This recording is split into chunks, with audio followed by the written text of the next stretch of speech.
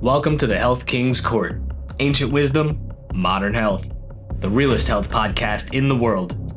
We're here to have the conversations you need to hear to live a healthier, more fulfilled life. Physical health, mental health, emotional health, spiritual health, and everything in between. We've been disconnected from reality, from nature, and from truth itself. And far too many people are suffering. But it doesn't have to be this way. On this show, we're shining light where it's darkest, exposing the lies fed to us by mainstream institutions, and finding truth as best we can. It's time to break the cycles of unhealthiness that have trapped society for far too long and set humanity free. Change happens from the ground up, starting with people just like me and just like you, healing our minds, our bodies, and our souls. There's plenty to talk about, so let's get to today's episode. Welcome to another episode of the Health King's Court, Ancient Wisdom, Modern Health. I'm your host, Zach the Health King, and I have with me a very interesting guest today. She's a practitioner of Chinese medicine and has been so for 33 years. She's a sacred health mentor and author of 3 books and an artist. As a master health mentor, she makes it fun and effortless for spirit-centered women in menopause to increase their energy and improve their health, no matter what age they are. After practicing Chinese medicine for over 30 years, she's seen proof that the way to truly heal is by harnessing the natural principles of life force and the elements, making it possible to bring a body, mind, and spirit into high-level alignment to feel good again and enjoy a life they love. She's gathered these secrets for decades from her private practice and an online sacred health academy that serves many people. A best-selling author of 2 books, being How to Reverse Heart Disease Naturally, The Art of Returning to Love, How to Show Stress, The Exit to Heal.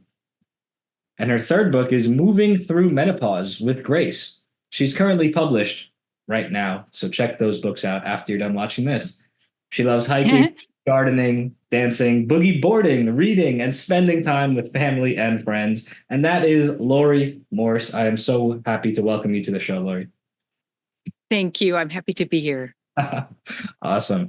So today, the primary thing that we're going to talk about is Chinese medicine and perhaps Chinese health philosophy overall. And all of it kind of boils down to what can be called life force. Can we start out with just defining what exactly that is? What does it mean to you? And what is that?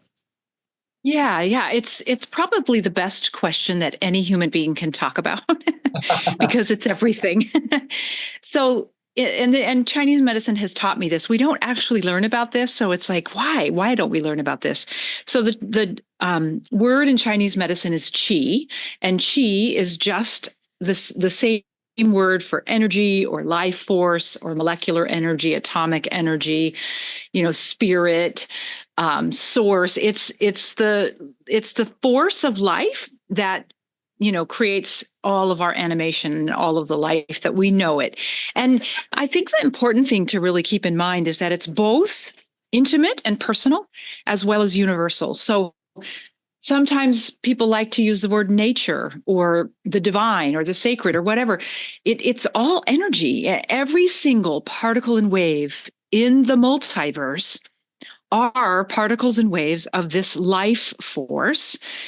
And it's what makes up our bodies, our organs, everything that, it's beating our heart right now, pumping our blood, giving us these words to have this conversation. So becoming cultivating a relationship with it at that intimate level as well as the universal level. And that's easy to do. We can go outside and just look at trees or appreciate a garden or something like that.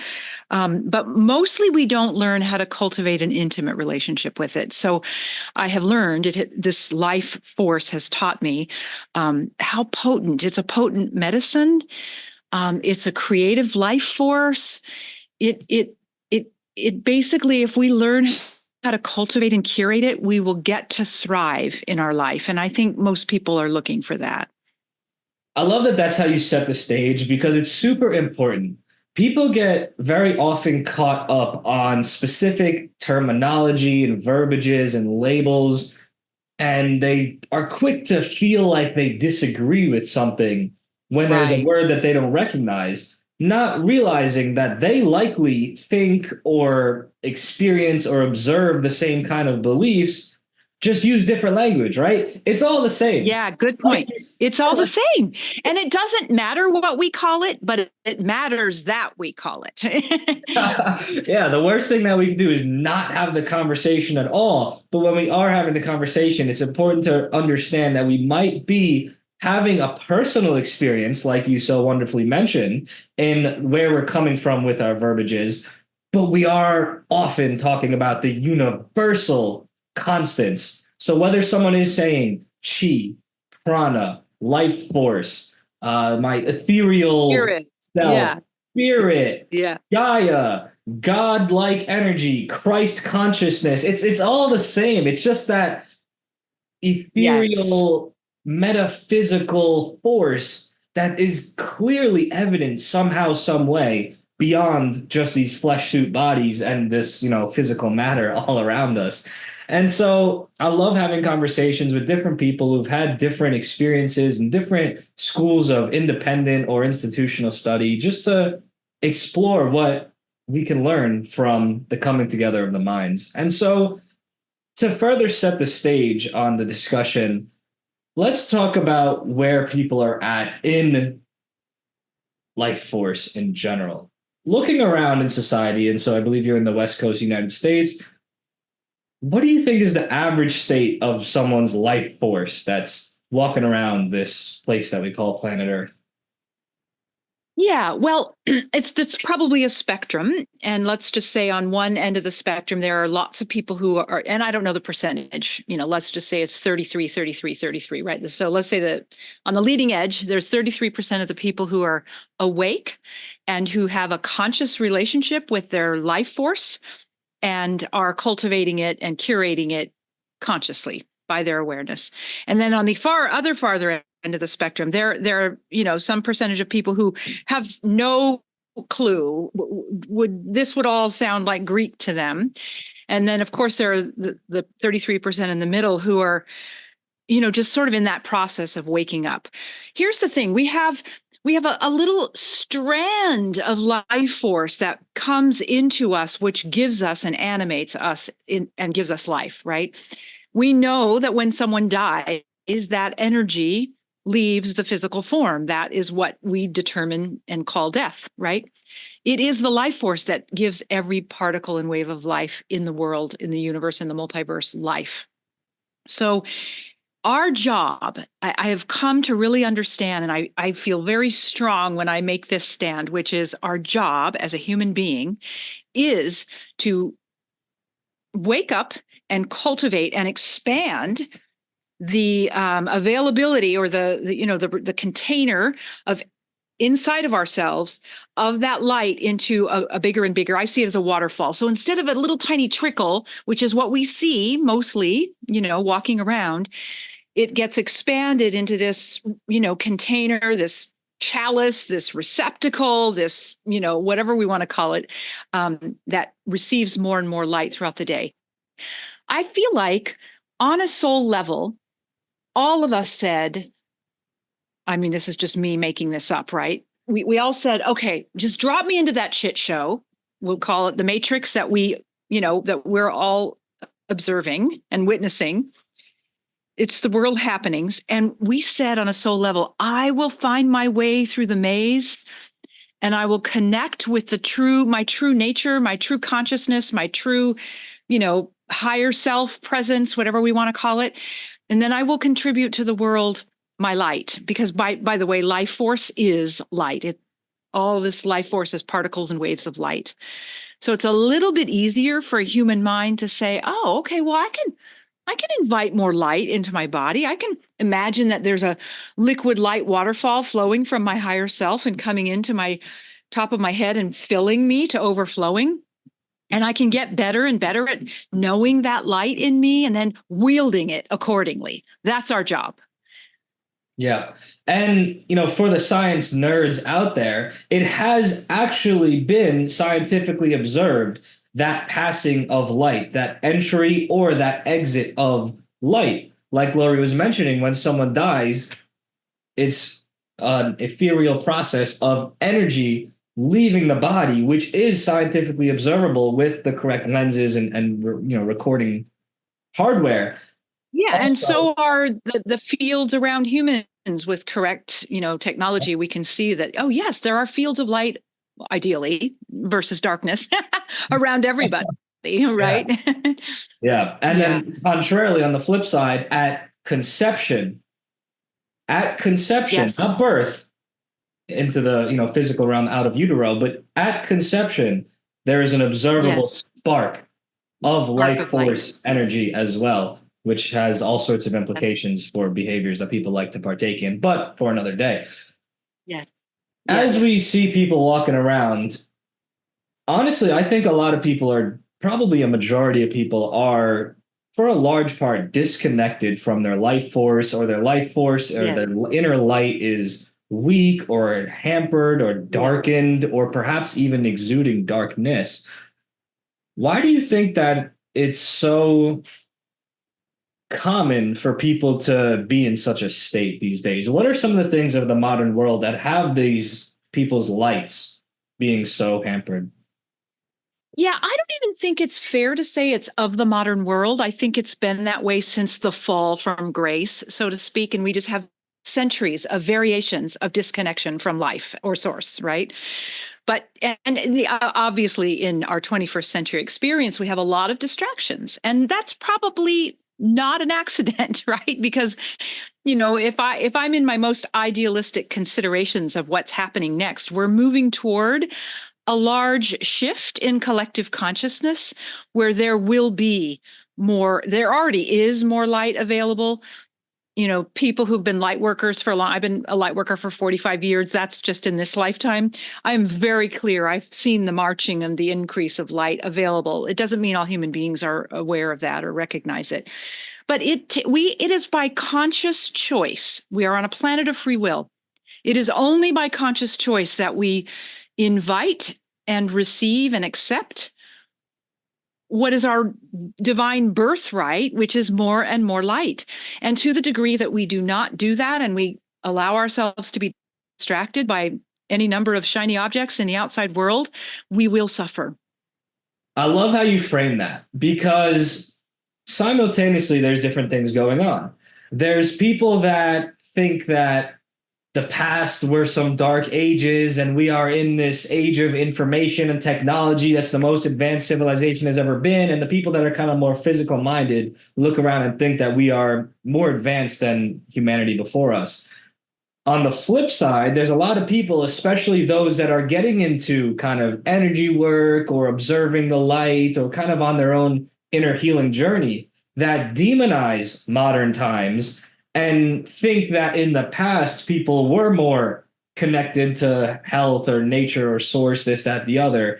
And you're kind of breaking that dichotomy and saying, hey, if I'm paraphrasing correctly, life has always kind of been a shit show. Life has always been difficult. This has always been about finding your light. The conditions have changed, the board might have changed, the specific patterns and things around you might have changed, but it's perhaps always been the eternal struggle within each person that finds themselves in whatever their environment may be to find their way to their light, and that's their duty. Is that kind of Yeah, that's very well said. It's the eternal struggle until we find the eternal truth. I mean, it's just that simple, and it really involves the tug of war until it becomes a dance. The tug of war between the head and the heart. So I'm talking about the head as a representation of the lower human mind, the ego mind, and that is where the disconnection happens. When we practice, when we build the muscle, and I will not mince any words and say this is, if you want a strong muscle, then this is a practice. It's not like a overnight thing that happens. That when we connect our head and our heart, by way of the connection of our higher, everybody has a higher self. It's just a few feet above us. That part of it, we are 96% non-physical. We are only 4% physical. And we put all of our focus on this 4%. And we let our head run the show. So of course, we're going to be in the eternal struggle if we continue to allow for that to be the case, right? But we also have a consciousness. And it's that consciousness that we have to connect into and say, okay, wait, I'm the director here. I'm the one who says, no, head, ego, mind, you are not running the show. You can be on the side off stage, or you can be, anywhere else, but you're not the star of the show. The heart is. The heart is the portal to all of the field of intelligence and, wholeness that we have access to. So, I have spent a long time. I mean, this is my imagery in my head, is I take reins from my head and I give it to my spirit, which is the connection to my heart, right? And I just keep doing that. And eventually the mind will say, she's serious here. I guess I need to get in the co-pilot seat. I can't be in the pilot seat anymore. And you mentioned before that, or like we just established, perhaps there's always been this struggle within each individual, and it's always been someone's kind of scenario to have to figure it out no matter what the environment is. But has it quite always been the same level of struggle? And the way I'm going to frame this is the concept of the collective consciousness, which I imagine you're familiar with, in that, okay, everyone as an individual might be where they're at in the terms of how light or dark of an energy they're exuding. And then this earth realm has its own energetic field, an aura, if you will, that each individual then feeds and then receives feedback from. And would you say it's accurate that throughout time, or, would you hypothesize that it's accurate that throughout time, perhaps the collective amount of light or the collective level of consciousness has perhaps been greater or lessened throughout time? And then due to those circumstances, that can make an individual's journey harder or more difficult? Yeah, well, I mean, we might sum this up by using what, like, Jesus in his physical life said, and he was a physical human being that exampled what every human being is designed to do, which is to be in the world but not of the world, right? So this is what you just said, basically. This is what we're supposed to do. We get snared by the world, right? We get snared by lower human consciousness. And that is a field, right? And it's very easy. It's like a fly to one of those sticky things. It's very easy to get stuck in it. But our work as a human being, and we cannot do this. No human mind can do this on its own. We can only do this in connection with our higher wisdom, our higher presence. And that's why it's vital, and especially at this time. The reason why it seems more intensified now is because of the ratio of light to dark. So there have been different ratios over the timeline of human life, or human, experience. And the ratio of light to dark right now is very different. It's never been this high. The ratio of light to dark. And so that makes everything transparent. There is so much light shining in every corner of the world that we're seeing all the things that are happening that we maybe didn't see before. And, someone could say, oh, well, the internet, it makes everything more of, transparent for everyone to see. Yes. And it's also because the light is at such a high degree, and the collective consciousness now has decisions to make. Is this the way we want to move forward? Do we want to have systems that are crumbling? Do we want to have governments that are taking away our freedoms? You know what I mean? Like that, those are the questions that we're all living in. And I know this for a fact. There is a larger than ever, I don't know if that's a true statement, but to me, it feels like it's a larger than ever percentage of human beings that are working to make systems work and bring things into the patterns of perfection that we have available to us, but we cannot see because we're so ensnared in the density. Do you think all people have the capacity to ever see? Or are there some 100%. people? Yeah. 100%. We're all expressions of the same life force. So there isn't, I mean, there are people who are so dark, so ensnared in the darkness and the density that it's so easy for us to judge and say, oh, well, they're never going to figure this out. Maybe not in this lifetime, but this is the purpose of karma. And this is the purpose of, a lifeline that includes more than one lifetime. We've all lived all kinds of varieties of lives. And, here we are in the 21st century, and there is enough of us here to tend to the work that you and I are talking about, to tip the scales in favor of freedom for all. Yeah, I could get behind that. And I certainly believe that the concept of having several different lifetimes makes the most sense. With that in mind, and let me just say one thing there. We don't even have to believe that, because it's in our DNA, it's in our ancestral lineage. So whichever way one wants to play with that, it doesn't matter. It still lives in us through our DNA. Fair enough. I just had to throw that in. Caveat for the science nerds, right? Yeah. I mean, technically, yeah, it is multiple lifetimes if the DNA of your ancestors is passed and passed and passed and passed. And I guess a lot of people don't comprehend that the experiences throughout a lifetime alter DNA. Some people think it's just genetic destiny that you're born with and die with. So that's a big part of the equation on the physical side. But yeah, it's certainly, no matter what your frame of thinking is, able to be comprehended that there is a concept of evolution over lifetimes. Now that, brings into the question, if you subscribe to the soul, this, that, whatever, again, caveating it for the nerds. But aside from that, what was the question? I know I cut you off. I'm sorry. No, it's all right. So within this concept, do you think all souls or spirits or beings or entities or energies that are kind of evolving through these lifetimes, do they all have the same age? Do they all have the same start point? You know what I'm saying? Or are certain souls older than others? And like, what's your concept there? Yeah. Well, we always have to think of things in two different dimensions. So in the dimension of the third dimension of physicality and duality and karma and timelines and lifelines, then we could say no.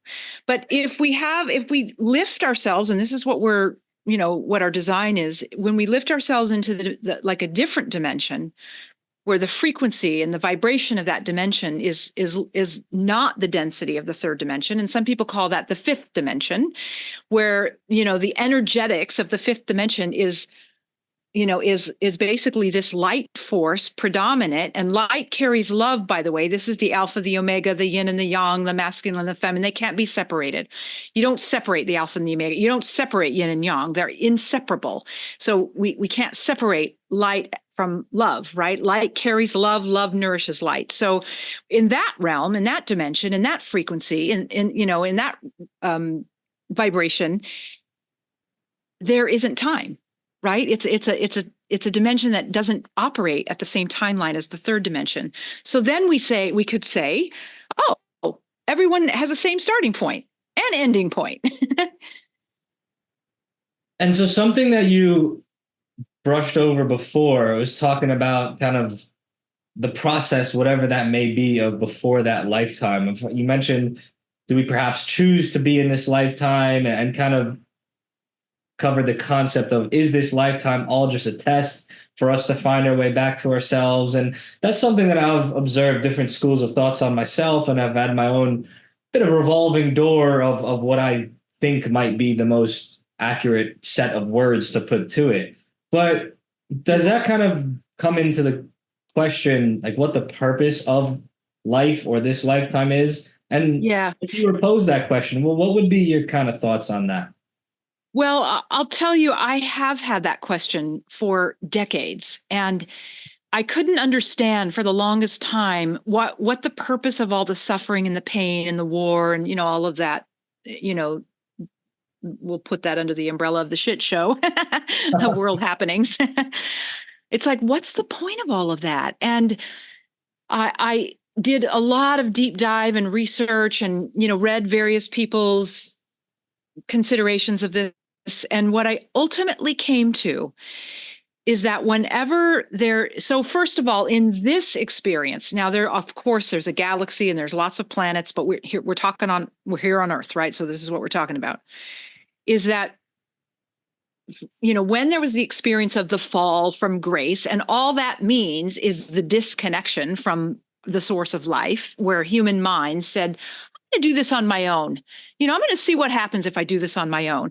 And one of the things that was apparently part of that is human minds, the masculine side of life wanted to explore the farthest reaches of power. And in order to understand power, okay, so that was granted. And I'm not saying from like one God and bearded God in heaven, I'm saying by life, right? And so in that exploration, of course, we now know, well, okay, we've gone over the lines. We've discovered and explored abuse of power and abdication of power, and none of that is right use of power, right? And so I'm losing my train of thought now because I wanted to say, oh, yeah. So the ultimate purpose of this, this particular experience of life on Earth and the duality that it is, and it's the most dense experience in the galaxy. The purpose of it is that every time any one of us recognizes a density in us and we return it to life, it expands love in the entire multiverse. And when I learned that or discovered that, or the knowing, the pieces of that knowing fell into place in my heart, I knew it to be true. I will do everything for love. I will do whatever it takes in this dense experience for the purpose of expanding love.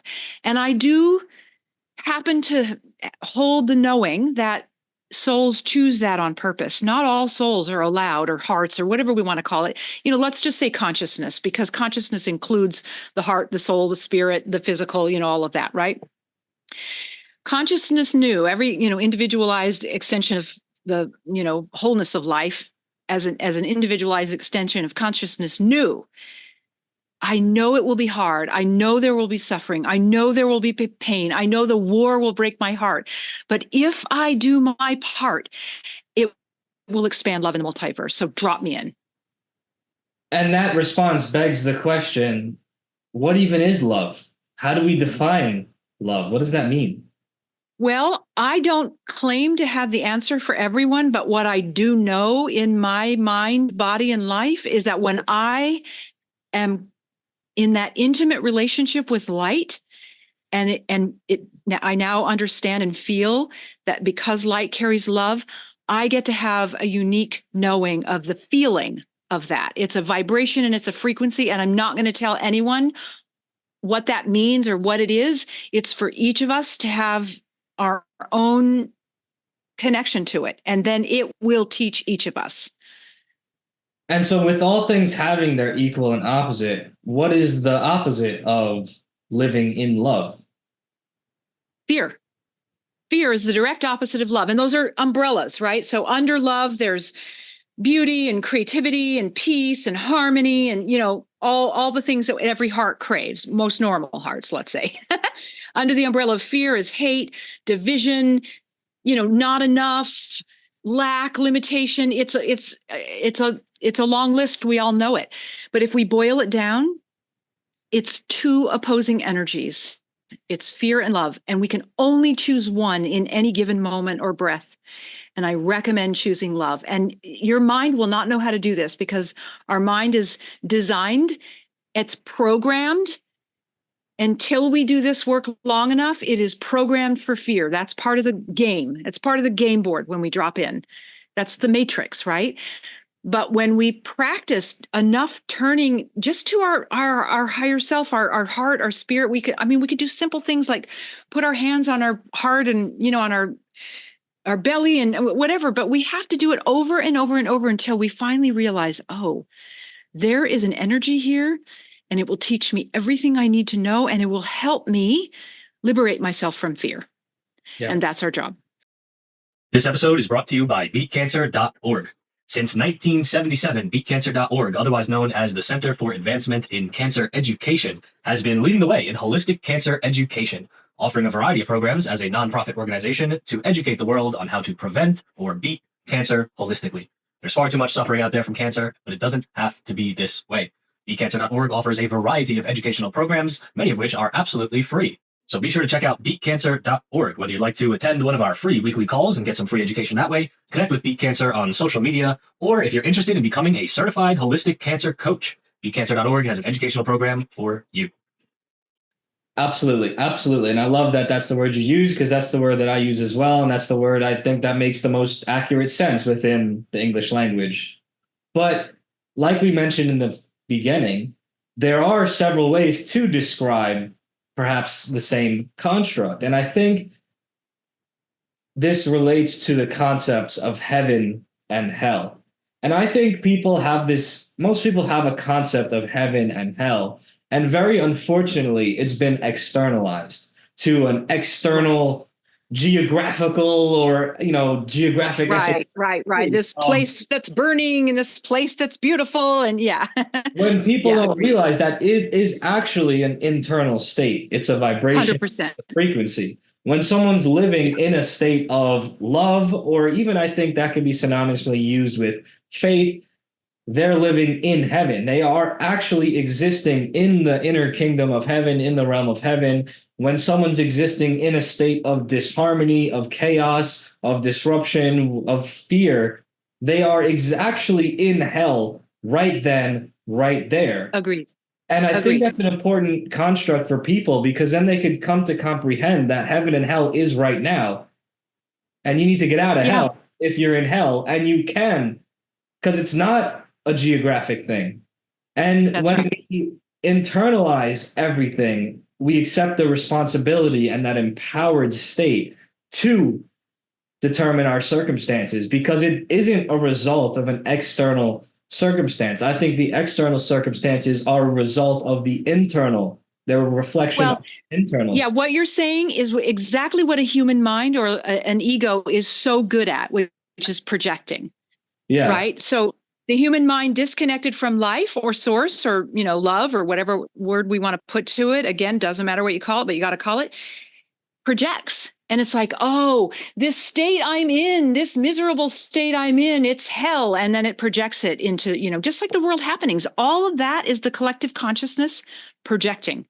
Yeah. Right. And when more and more people connect to what we're talking about, there's a still point of peace in the heart that is accessible, and that could be considered heaven. I mean, sometimes that word's a little off-putting, because then we involve religion, and then so yes. And even Chinese medicine says it. A human being is the direct interplay between earth and heaven. But heaven to them did not, this is pre-religion, right? So heaven to them meant cosmic life, cosmic forces.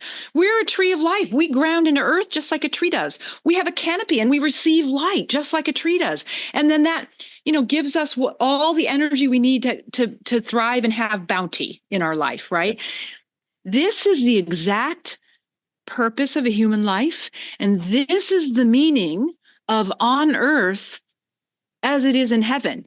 Through us, right? There's no guy that's going to come and save us. We invite the consciousness of the man who represented, and there's multiple other humans who walk the earth, but we invite that consciousness and we say, I want to do it the way this person did it, or the way any ascended master can teach us. In fact, we should call on ascended masters. Ascended master is simply a human who walked the earth like you and I, and then ascended it themselves through the realm into this fifth dimension and beyond. And we have access to them by calling them in and asking them to teach us to do the same thing. Yeah, absolutely. People get so caught up on the external procedures or the dogmatic procedures. That's all mental. That's all ego. Yeah. And here's how we know the difference.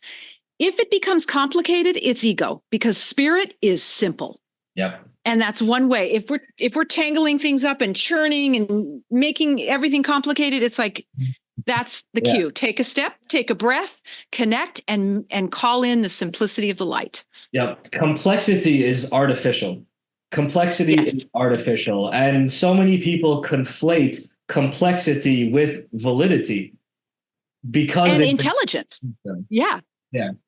Yeah, exactly. And I mean, sometimes, just because someone is intelligent and can create complexity does not mean they have, a centered state of being. It yeah, almost always does means that they don't. there's a lot of smart idiots out there, and there's a lot of dumb smart Yeah. people. It's Yeah, there's all exactly. sorts of spectrums Exactly. of things. And so I'm very curious, Laurie, what brought you into this path of study and of learning? And were you someone that was raised in a household where these types of topics were explored, or how did you come to be exposed to this type of Yeah. conceptualization? Well, I mean, I was born and raised Catholic. My mom has never missed a week of Catholic of church in her life. She's 83. It's funny. But I remember sitting so we had to go to church every week, right? I remember sitting in a pew. I think I was about 8, and I was thinking, why do we have to go in that little room and talk to a guy through a screen? It just makes no sense. And this whole setup doesn't make sense to me. I honor it for people that it works for, but I knew very early that it did not work for me. And I saw in that pew, I saw like I don't know, it was like a realm of light, and I heard, "You will fly free as soon as you can." So when I was 16, I left the church and I just started exploring. And every time, like one of the first questions I had when I think I was like 18, I was sitting at a stoplight, in my car by myself, and I put my hand on my heart and I was like, why was I born in the US? Why was I not born starving on the streets of, India or Africa? And that was my first, Yeah. because we talked about reincarnation. And then I realized, oh, well, that came into my awareness, and I realized, okay, so I don't know, when you open the Pandora's box, you can't close it. You can't, put the worm can lid back on. And it just kept unfolding and unfolding. And I kept having more and more questions. And what I discovered is that every time I ask a question of life from my heart, I always get an answer. And I recommend people live in constant states of inquiry, because when you ask, you will get an answer. And so it just kept unraveling, and I realized I can't stop. So Yeah, it's certainly interesting, and that brings me back to a more conceptual question based on what you just said, right? And the concept of having different lifetimes and the energy transforming into different lifetimes. What do you think of the thought that where you start out in this lifetime is a direct result of where you left off in last lifetime? You know what I'm saying? If someone I do. lived a I know what you're life, saying. yeah, Yeah. Well, I don't think it's that linear. I used to think it was that linear, but then I got, told, or, it came to my awareness that it's more of a circular timeline, and it isn't that linear. So we may be popping in and out dimensionally, more than our mind can actually get its arms around. So I just gave all that up, and I just trust that, wherever we're all placed is exactly where we need to be. I mean, what if there are exquisitely, high level souls that are, stuck in Gaza right now, but that they knew they could handle that, so they jumped into that timeline. I mean, I just don't know that it goes down that linearly anymore. So wherever each of us are is exactly where we need to be. yeah. And does it go to the Well, let me say one more thing about that. I'm so sorry. yeah, We do carry our learnings from our lineage, from our ancestry, in through our DNA and or lifetimes, however one wants to look at that. We do carry like our soul growth, evolutionary learnings with us. So however that plays out on the timeline of lifetimes, I don't know. yeah. And so some people take it to the extent that they say we actually even choose our specific parents. What do you Yeah. think of that concept? I think that we have I think that that is probably more true than not. I think that at that level of consciousness, before we incarnate, we checked so many boxes and left other boxes not checked, and maybe forgot to read the fine print. I used to say that all the time. Damn, I don't remember the fine print of this one, you know. But I think that on that level of consciousness or soul, we say, I want to be on this land. I need this mother and this father for very particular evolutionary edges of my soul. We're very particular about our primary learnings in any one given lifetime. I don't think we organize all the details. We just set it up so that our greatest soul growth is at play for us in any given lifetime, including the parents we choose. And so then what happens if someone kind of achieves the goals that they set for themselves in this lifetime, or B, if they fail to meet the goals that they set in this lifetime before they Well, die? there is no failure at the level of our consciousness or soul. There's no failure. There's just learning. Goals is an interesting word. I mean, it's like another one of those words where everybody has a different meaning about that. Some people bristle. Some people are like, yeah, it's a funny word. Our ultimate end game, if you will, or objective is to ascend, is to awaken fully into our light body, the being that we are. So when we do that, who cares what goals we achieved? Those were just ways that we could play in order to meet ourselves more, in order to walk into our wholeness more. Do you know what I mean? Yeah. And so the ultimate goal is the same thing that Jesus did, is the same thing that Buddha did, is the same thing that, Mary did. All the masters that walked the earth and ascended themselves, they're all saying right now, would you please pay attention? That is the end game. Yeah. And so these are all lovely big picture conversations that I certainly enjoy and I think are very important for people to ponder at the bigger picture level. But on an actionable level, say this is Yes. information and language and verbiage and discussion that is for some reason resonating with someone hearing it, but they've never contemplated these things, they've never taken actions, and they're just looking for like, hey, these people seem kind of cool. How do I kind of start to think about these things or implement these kind of things in my own life? Are there any like specific actionables that you give to people or would kind of overall recommend like, hey, these are good things if you'd like to increase your light or try to? Yes. That's a great question. This is the thing that I wish every human being would pay more attention to. So, I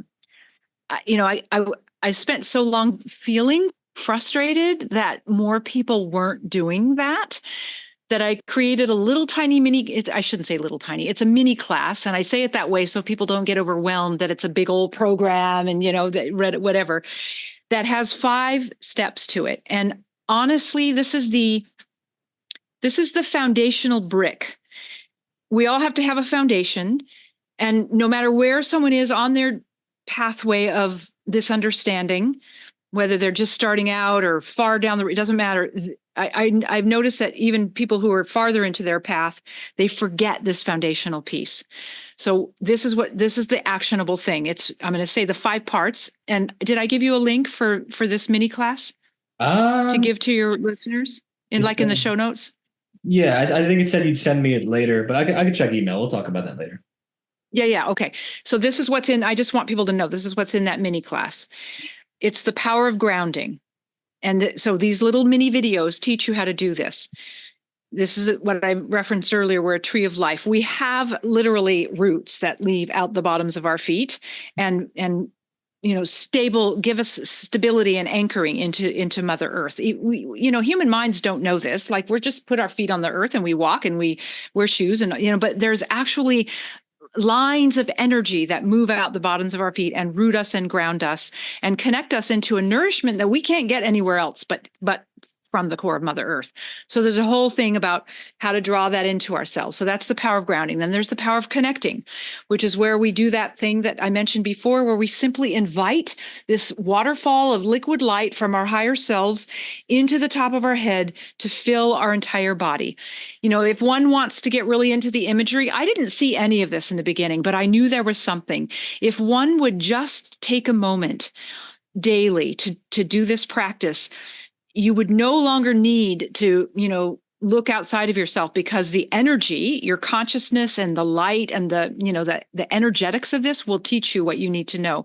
It will teach you, if there is a book to read that book, or if there is someone to, take a class from, do that, but only from that place of centering. So the power of connecting connects us to the realms that some people call heaven, but we're calling the cosmic life force, that actually animates and heals and makes this whole mind, body, and life thrive. So the power of grounding, the power of connecting. And it's also called running energy, where we lift this energy up from the core of Mother Earth, and that we, receive the energy as a flow down from the cosmic, the source of all life, and we run it down, and we run this back and forth. And that's a practice that everyone should be practicing. If you don't do that and you try to ascend or awaken or, make your life better from only your mind, there will not be success. There will only be so far that you can get. Then there's a power of being present. The simplicity of bringing ourselves back to the present moment is so key. And so you can't connect, you can't ground, you can't, ask for guidance from a non-present place, right? So that's the third one. Then there's the power of being embodied. This body is made up of matter that is the same life force as the stars and as is the light of life. There has been such a disrespect of the matter that we are made of, as if it's, not worthy of our attention, and we should do weird things, to like degrade it. It's just crazy. It is the same energy as the source of all life. It's an extension of that. So honoring it, taking care of it like a temple and being in it, because that's where all the wisdom lies. Most of us live from the neck up, churning in our mind, churning in our ego brain. There's such limitation and suffering there. The wisdom, the guidance, the intelligence, the blueprints for wholeness live in our body, in all of those 70 trillion cells. And inside every 70 trillion cells, I didn't already say this, did I? I don't think so. In every single one of our 70-ish trillion cells, there are 70 trillion atoms. I can't do the math of how much perfection that is, right? And in every one of those atoms is a blueprint for wholeness. And our mind is not going to get us there. But if we drop into a sense of being embodied and connecting our mind with our body, and with our heart, making like a throughway between our head tension and our body and embodiment, we activate we can activate the light and the wholeness that exists in every one of those cells. It's just waiting. It's latent. It's there. All we have to do is activate it. And then the fifth one is the power of purpose. People are looking for their purpose. What am I supposed to do in this life? What job am I supposed to have? All that stuff. Our number one purpose is what you and I have just spent an hour talking about. Then from that connection, from that center point, then we can go out and decide or, have preferences of playgrounds that we want to play on, right? It is not the external that will give us the power of our purpose. It's this internal that will guide us and direct us into the best place that we brought in our talents and our abilities to play on. Yeah. If that makes sense. Yeah. Those 5 parts will get you everything you need to know in this life. Yeah, absolutely. And you'll only receive those if you do go and get them. But a point I want to make on the note that you touched on of people disrespecting their physical vessels, disrespecting their cells, disrespecting their avatar that they've been given to navigate this physical realm within. Is it possible to achieve such a healthy and high vibrational or high light state if we are existing in an unhealthy and disrespected toxic overload, obesity overridden, kind of artificial ingredient induced Yeah. physical vessel. Yeah, Is 100%. Yeah, it's 100. So think of a scale, and like well, a scale, right? A balance scale, and say it's got these little cups on each side. Now, on the one side, we have everything you just said: toxicity, terrible food, all the bad things, right? But the more we do the work, and some people would say, "Oh, this is too hard." It is hard, but it's harder to not do the work. So that's my thing. The moment we start taking just one little rock at a time and putting it over into, this is our wholeness, this is our true nature, this is our light self, expressing self, and we just keep going, okay, well, maybe I'll stop eating processed food, and then we go to real food. Maybe I'll stop not taking care of my emotions, and every emotion that comes up, we do not have to hunt for them. We do not have to find our tangles of energy. They will present themselves when they're ready to be released.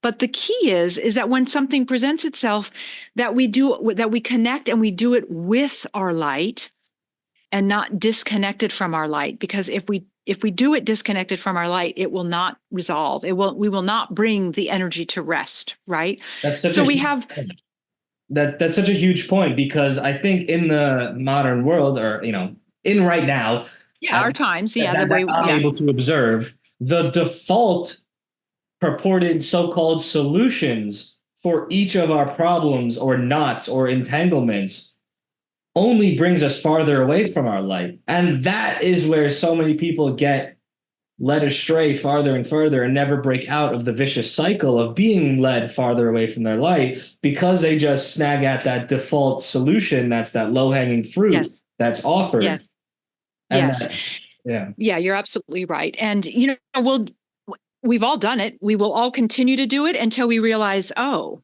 well, I guess that doesn't work. So what are my choices here? You know what I mean? Yeah. That low hanging fruit is like actually rotten. Okay, well, let me just climb the tree a little bit and get, and what we're talking about here is the climbing of the tree is the reaching for the connection of our higher self, the invitation of that light, turning to the emotional tangle instead of running from it or shoving it under the carpet or shoving it into the closet and slamming the door. I did that for a long time until I realized that's getting me nowhere good. So I just stopped doing that, and I just let the energy come to me. And when it came to me as a trigger or a trauma or a charge or a pain, emotional pain, I did not run from it. I turned to it, and then I invited the light. And 90% of the time, that act alone dissolved the energy. It brought it to rest. And the reason I say 90% is because there's always going to be that 10% that is our evolutionary edge, that if we didn't have that, it wouldn't force our growth based on how we think as humans, right? Yeah, absolutely. There is no easy way to life. There is only hard or harder, and there's hard in the sense that we learn, and then there's harder in the sense that we don't learn and we continue a cycle. People need to stop. Yeah, and our mind. Sorry, Yeah. go ahead. I was saying people need to stop seeking any sort of easy route, because it's a fallacy. Like you mentioned, it's Yeah, going to be hard to do the internal work that's needed to make changes and stimulate growth on whatever front that you're attending to. But the flip side of that, and not doing the work and staying in the same state of suffering, is also hard. Life is hard. right. You have to get over And it. You it have to get on with it. perpetuates.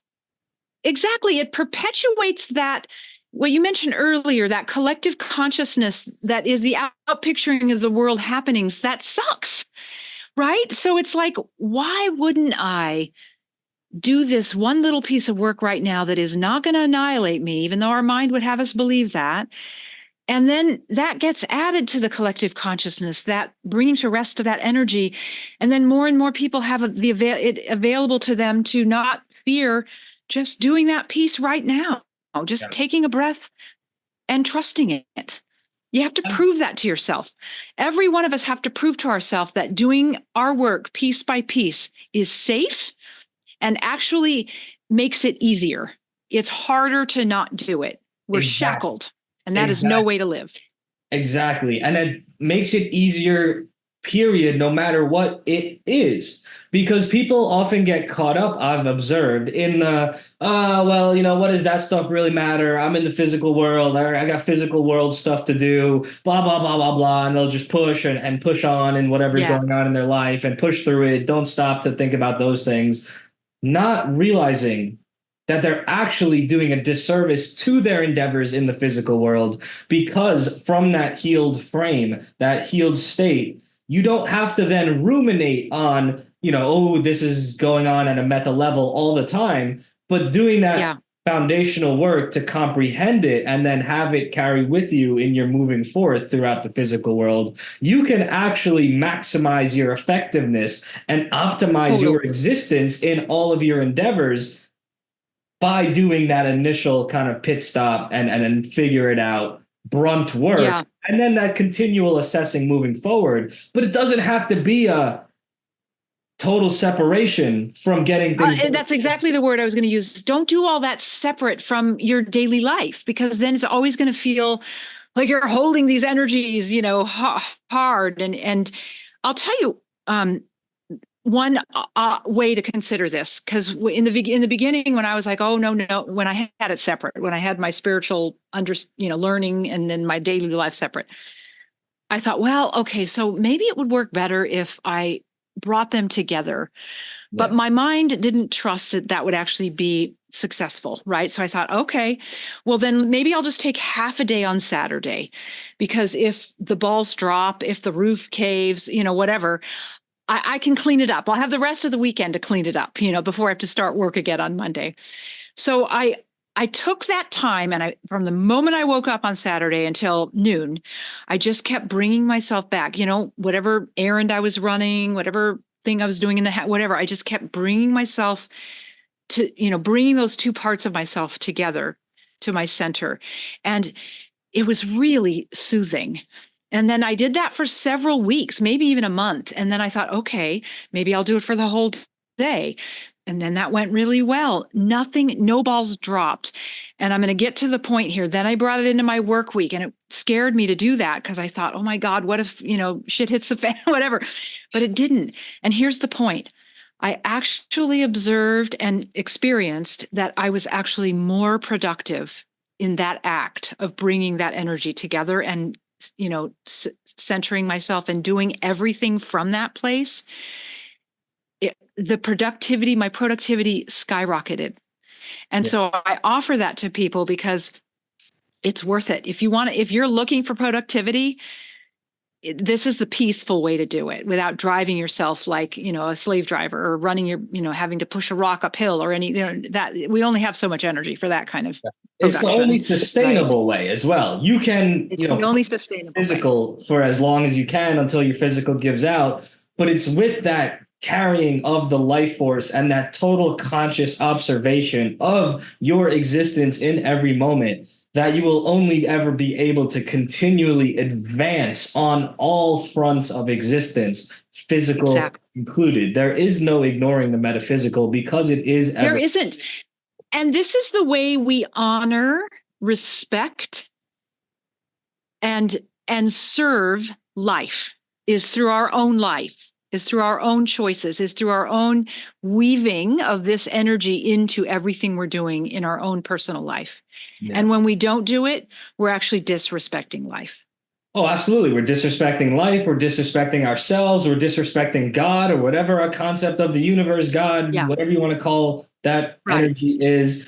It's certainly an inherent disrespect and not optimal way of existing, in my experience.